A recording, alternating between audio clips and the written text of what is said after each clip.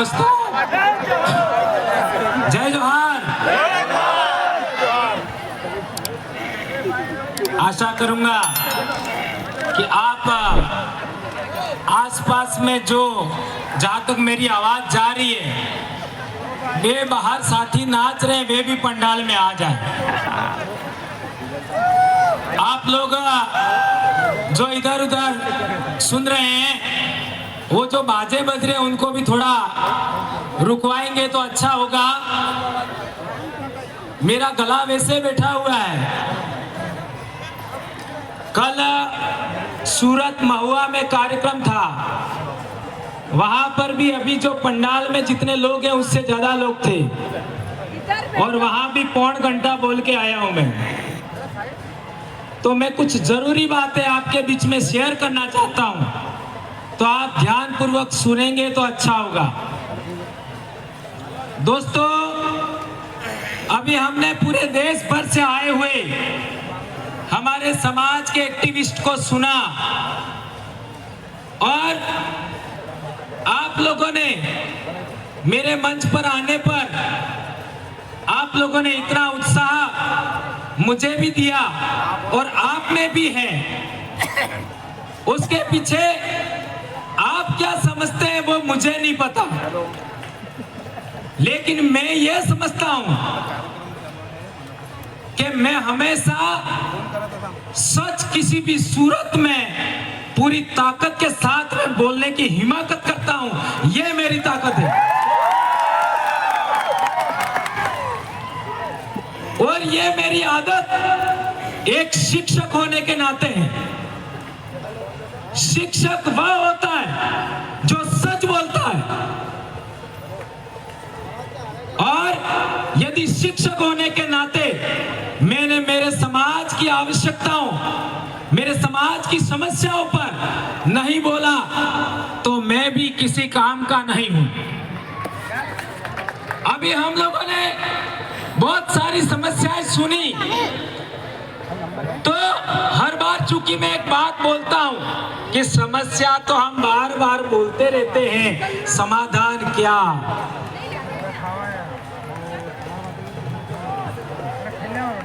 क्या तो कई लोग ऐसा मानते हैं कि भंवरलाल जी का समस्या समाधान का एक ही आइडिया है, और वह है पॉलिटिक्स। ऐसा कई लोग मानते हैं, लेकिन मैं उन लोगों को अधूरा मानता हूं।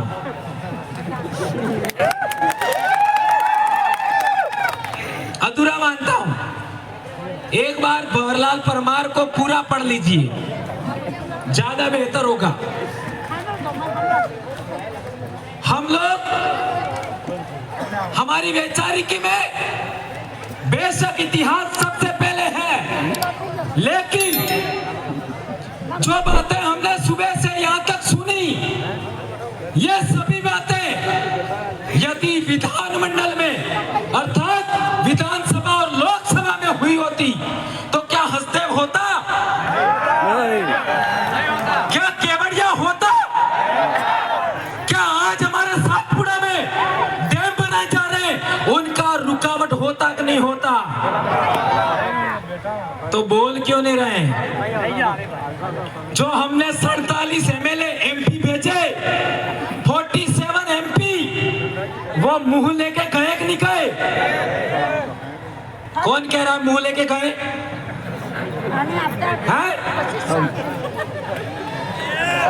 आपका जितने भी आप लोगों ने 47 एमपी भेजे, क्या वे लोग मुंह लेके गए क्या? यदि मुंह लेके गए होते तो केवड़िया पर बोलते? क्या बोले? क्या नहीं बोले तो मुंह कहाँ था?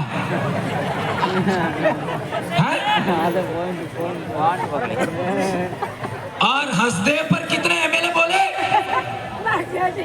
487 एमएलए पूरे देश में, 47 सांसद है। हसदेव पर कौन बोला? नाम गिनाओ। कई लोगों को गुमान था कि हमारी राज्यपाल है, वो भी हमारी सुनती हैं। तो मणिपुर का राज्यपाल कौन था? कौन था? आदिवासी। क्या बोली? कुछ नहीं। कौन कह रहा है कुछ नहीं बोली?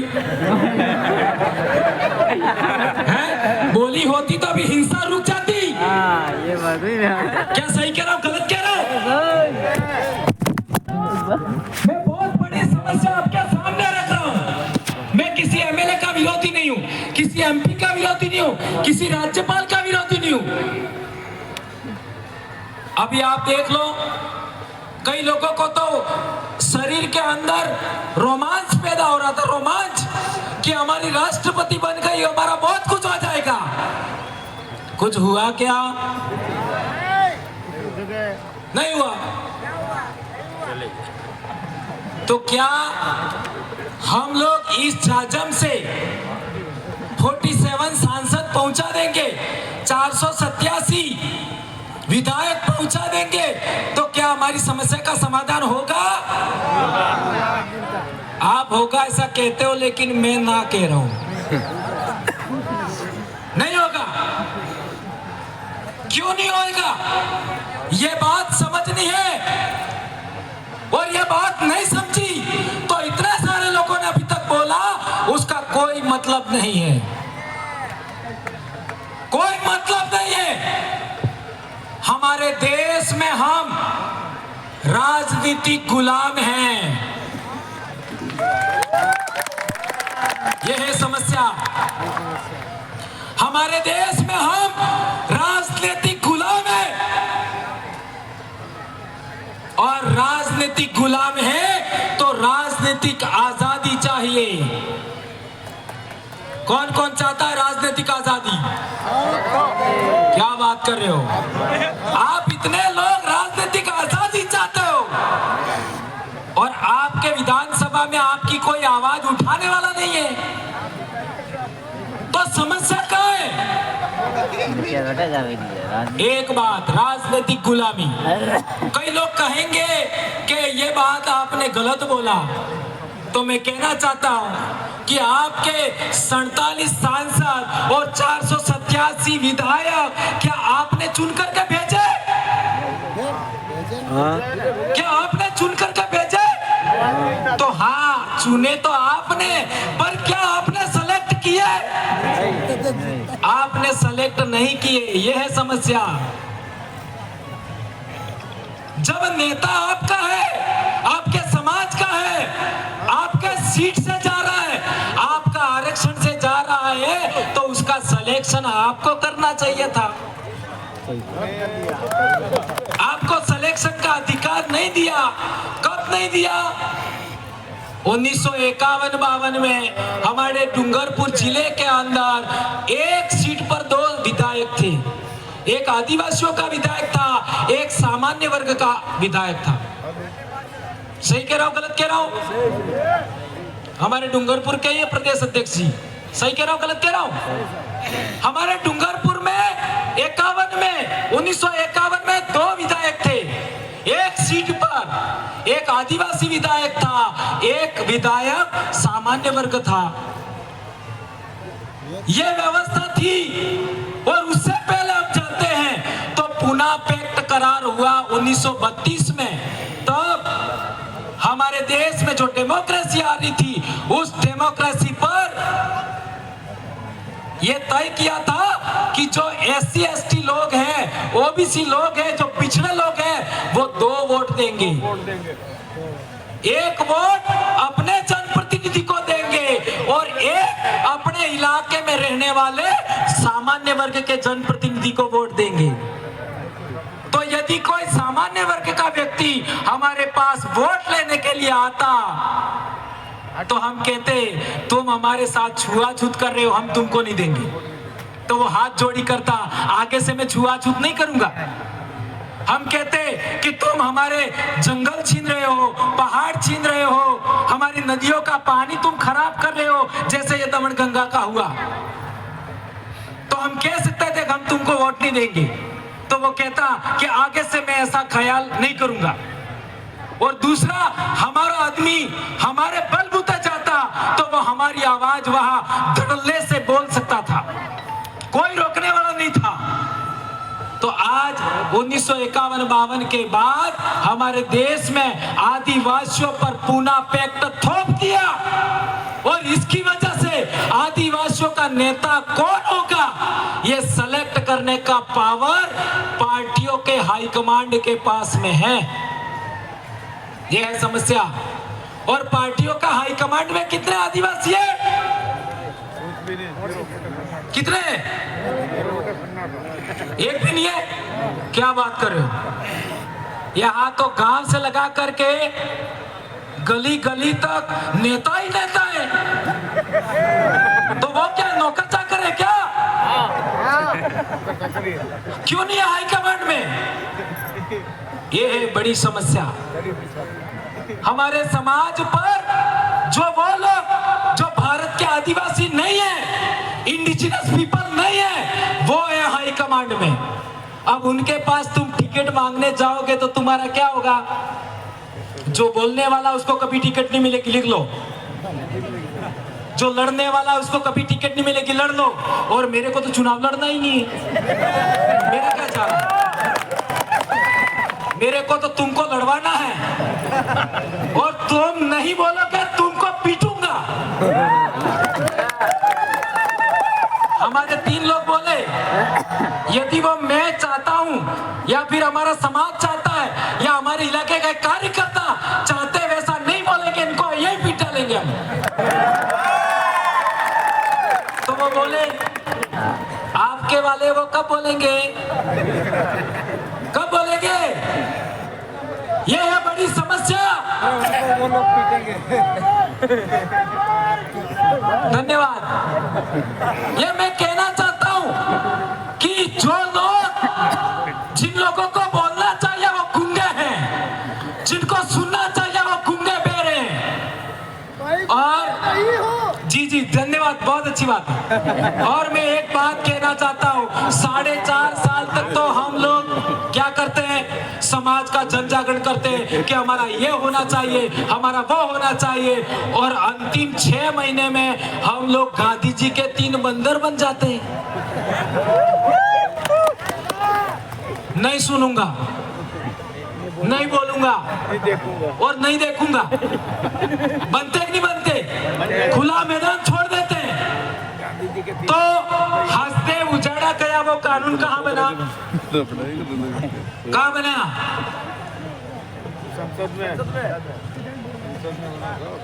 संसद में बना।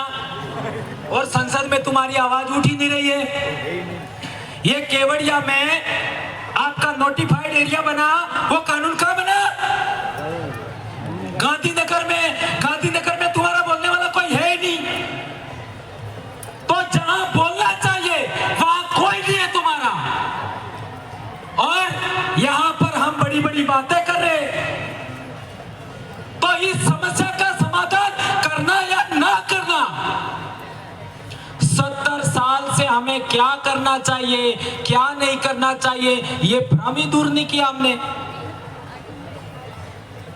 इसलिए समस्याएं बहुत सारी है, समाधान संभव है, लेकिन सही रास्ता तो चुने। सही रास्ता ही नहीं पकड़ा अभी तक। जब सही रास्ता नहीं पकड़ा तो समाधान कैसे होगा? कई लोग पहले मेरे को कहते थे कि भंवर जी को भी चुनाव लड़ना है, इसलिए वो ऐसा बोलते हैं। मेरे को हर बार बोलना पड़ता है मैं कभी नहीं लड़ूंगा। मैं एक शिक्षक हूं, और शिक्षक का जो धर्म होता है वो शिक्षक करेगा। भारत देश के अंदर 47 विश्वविद्यालय थे भारत में, पूरी दुनिया के लोग पढ़ने के लिए आते थे। आज हालात क्या है शिक्षा का? भारत देश में अंदर इकोनॉमी 37% थी ईस्वी सन के आसपास, आज 6-7 पर दौड़ रही है। हमारा हुक्मरान हमको मारने के लिए बैठा है और हम तलवे चाट रहे हैं हुक्मरान के।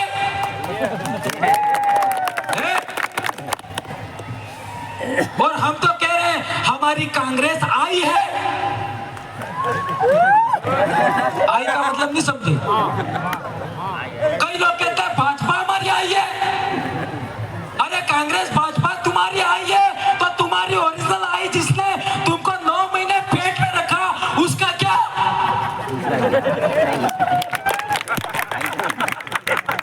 मैं भंवरलाल परमार, मेरी माँ ने मेरे को पैदा किया तो मेरी माँ को भी किसी माँ ने पैदा किया, मेरी माँ की माँ को भी किसी ने पैदा किया। लाखों पीढ़ियों की माँओं को इस भारत भूमि ने पेट भरने के लिए अन्न दिया,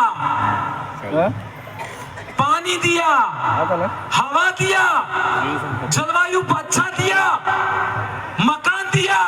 उन लाखों माँओं के लिए क्या तुम्हारी वो माँ बन गई राजनीतिक पार्टियां? तो लाखों माएं जिन्होंने इस भारत भूमि पर पैदा होकर के तुम्हारे डीएनए को यहां तक लाई है, उनका क्या? इसलिए मैं आदिवासी डीएनए के अलावा किसी दूसरे की बात नहीं मानता। और मैं सिद्ध करना चाहता हूं, चैलेंज है मेरा खुला कि आदिवासियों से बेहतर भारत में कोई पैदा हुआ है तो मेरे से बहस करो, आ जाओ, आ जाओ। भारत देश के अंदर आदिवासियों से कोई बेहतर आदमी पैदा हुआ है, कोई बेहतर महिला पैदा हुई है, मेरे से बहस कर लीजिए। चलो, मैं चैलेंज करता हूं, कोई पैदा नहीं हुआ, आदिवासी से बेहतर कोई नहीं है। इसलिए गैर आदिवासियों की तरफदारी बंद करो, गैर आदिवासियों के दाखले देने बंद करो। आदिवासी अहिंसक कौम है, आदिवासी हिंसक कौम नहीं है। और अहिंसक कौम है, शांतिपूर्ण सहअस्तित्व को मानता है, लोकतांत्रिक व्यवस्था को मानता है, गणतांत्रिक सामुदायिक व्यवस्था को मानता है। इसलिए रजवाड़े काल में समतल जमीन हमसे छीन गई, हम जंगल पहाड़ों में आना पड़ा। सोचो, रजवाड़ों के काल में समतल जमीन छीन लिया, शक्ति के बलबूते पर, सत्ता के बलबूते पर, और हम पहाड़ों में आ गए, जंगल में आ गए। और 75 साल के लोकतंत्र में अब पहाड़ छीन रहे हैं, जंगल छीन रहे हैं। कहां जाए? अब कहां जाए? मंगल ग्रह पर जाए क्या? और कई हमारे भगत लोग तो सोचते हैं इस जिंदगी में तो कुछ नहीं हुआ साला, मरने के बाद जो जिंदगी है स्वर्ग वाली वो ठीक हो जाए। यानी कुछ भी हो गया चलो चलेगा, लेकिन स्वर्ग मिल जाए। और मैं हमारे इलाके में बोलता हूं, ऐसे जो भगत अंधभक्त लोग हैं ना, जिनका दिमाग का कचरा हो गया है, वो क्या सोचते हैं, मेरी पत्नी नहीं जाए तो भी चलेगा लेकिन मैं स्वर्ग में जाना चाहिए। अरे तुम्हारा स्वर्ग यही है।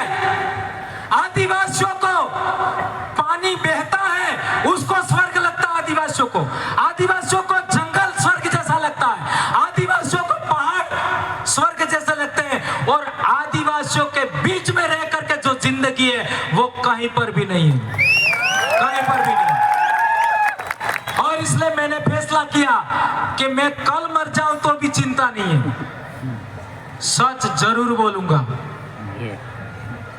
आज नौकरी छीन जाए कोई चिंता नहीं, सच जरूर बोलूंगा। अब मेरा सवाल है कि सोशल मीडिया के माध्यम से बाद में भी लोग सुनेंगे, आज आप भी सुन रहे हो और लोग दूसरे सुनेंगे। क्या एक ही प्रश्न वापस दोहरा रहा हूं, क्या हमारे अंदर से निकले हुए लोग जो अच्छा बोलना चाहते हैं, अच्छा जानकारी रखना जानते हैं, और हमारी कलेक्टिव वॉइस यानी आदिवासियों की कलेक्टिव वॉइस विधानसभा और लोकसभा में जानी चाहिए कि नहीं जानी चाहिए? जानी चाहिए। तो उसका हमारे पास क्या फार्मूला है? क्या फार्मूला है? हमने राजस्थान में एक मॉडल बनाया। क्या मॉडल बनाया?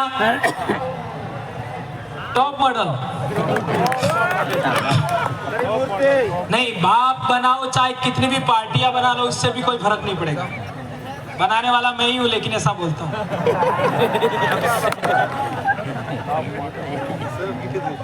50 संगठन बना लो, 50 पार्टियां बना लो, कोई फर्क नहीं पड़ेगा। जाओ लिख लो, मैं कह रहा हूं, ये मैं आ गया इस शब्द, इसको गलत में मत लेना। कोई फर्क नहीं पड़ेगा, कितनी भी पार्टियां बना लो, कितने भी संगठन बना लो, कोई फर्क नहीं पड़ेगा। पब्लिक के हाथ में नेता की कमान देनी पड़ेगी। अभी हमारे लोकसभा का चुनाव आ रहा है, हमारे इलाके में बांसवाड़ा का रेफरेंस देख लूं तो बांसवाड़ा में लोकसभा का हमारा कौन चुनाव लड़ेगा तो 728 लोग वोट देंगे। जो जीता वो चुनाव लड़ेगा। 728। हाँ, तीन बड़े शहर हैं, बांसवाड़ा, डूंगरपुर और सागवाड़ा।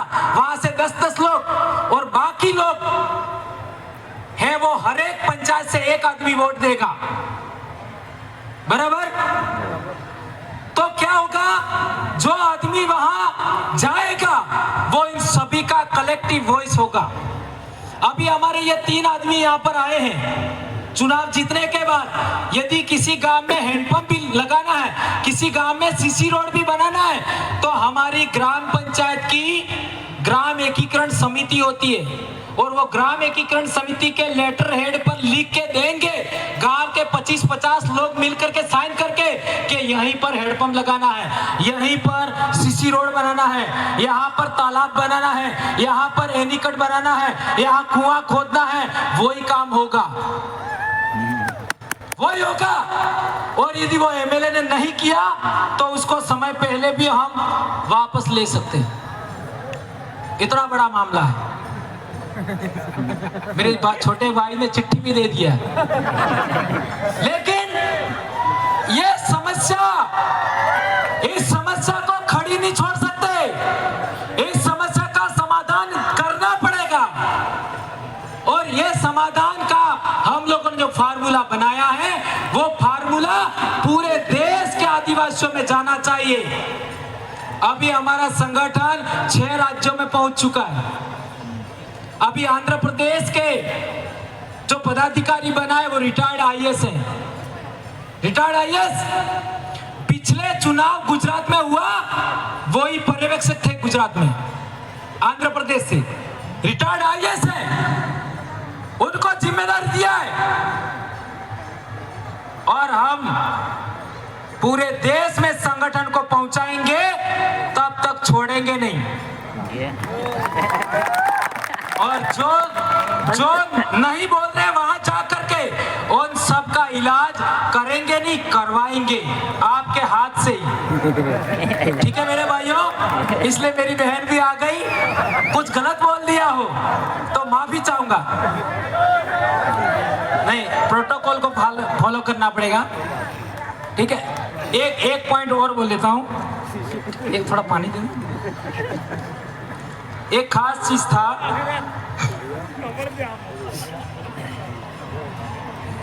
कालूराम दादा ने बोला मैं मर जाऊंगा तब तक बोलता रहूंगा।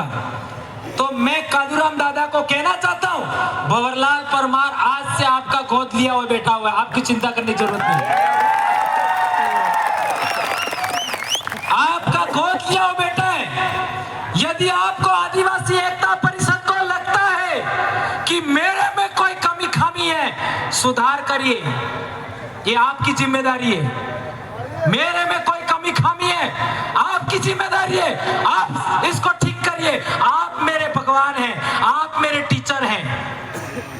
मेरे को जितना पता है बोलूंगा, लेकिन आंख मूंद के आपकी बात नहीं मानूंगा। मेरे से बहस करनी पड़ेगी और आज तक मेरे से बहस में कोई जीता भी नहीं है। एक और इम्पोर्टेंट बात, अभी हम लोग क्या करें क्या नहीं करें, और कई लोगों को लगता है ये मत करो, ये करो, सुबह से सुन रहे हैं ये करो, ये मत करो। अरे यार, इतना कंफ्यूज कर दिया। एक समस्या का समाधान तो बताओ कि वो बोल नहीं रहे, उसका क्या? यस, 47 सांसद और 487 एमएलए नहीं बोलते, उनका क्या? उनका इलाज सबसे पहले करो, फिर समस्या अपने आप समाधान हो जाएगा। इतनी बात कहना चाहता हूं। और आगे से अब मैं कभी पॉलिटिकल विषय को उठाऊंगा नहीं। आज जो बोलना है बोल दिया मैंने। अब मैं कल कल्चर पर और हिस्ट्री पर बोलूंगा आने वाले समय में, और वो भी आप समय दोगे तो, मेरी मर्जी से नहीं बोलूंगा।